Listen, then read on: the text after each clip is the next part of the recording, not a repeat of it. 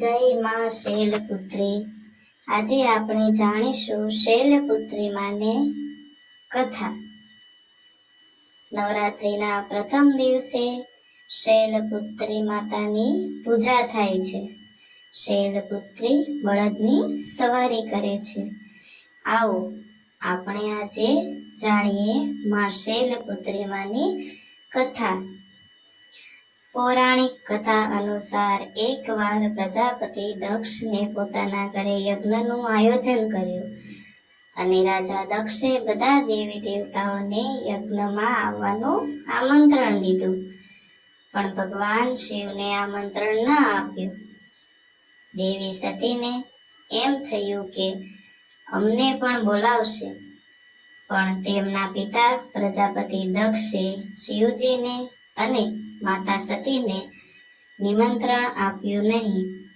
નિમંત્રણ ન હતું તો પણ દેવી સતીને યજ્ઞમાં જવાનું મન થયું, પણ શિવજીએ સતીને જવાની ના પાડી।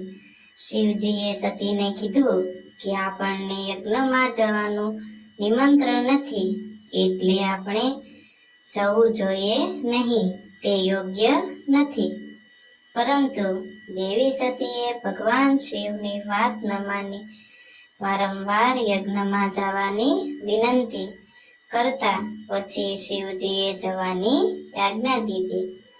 અને પછી દેવી સતી જ્યારે પોતાના પિતા રાજા દક્ષના ઘરે પહોંચી ત્યારે તેમણે જોયું કે તેમની સાથે કોઈ પ્રેમ કે સન્માનની વાત ન કરતું હતું, તેમને કોઈ બોલાવતું નહીં।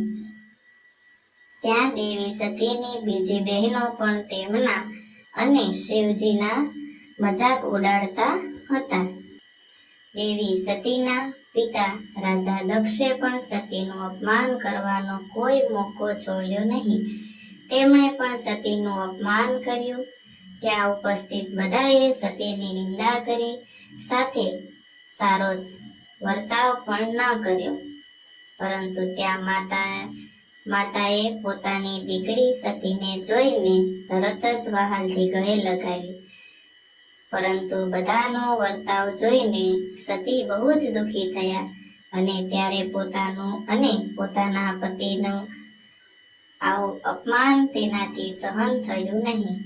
પછી અપમાનના કારણે અત્યંત દુઃખી થઈને સતીએ ત્યાંને ત્યાં જ થયેલા યજ્ઞમાં કૂદીને પોતાના પ્રાણ ત્યાગી દીધા। જ્યારે આ વાતની શિવજીને ખબર પડી ત્યારે તે બહુ દુઃખી થયા, તેમને બહુ ક્રોધ આવ્યો અને પછી ભગવાન શિવજીએ યજ્ઞનો વિધ્વંસ કરી દીધો અને રાજા દક્ષને સજા આપી।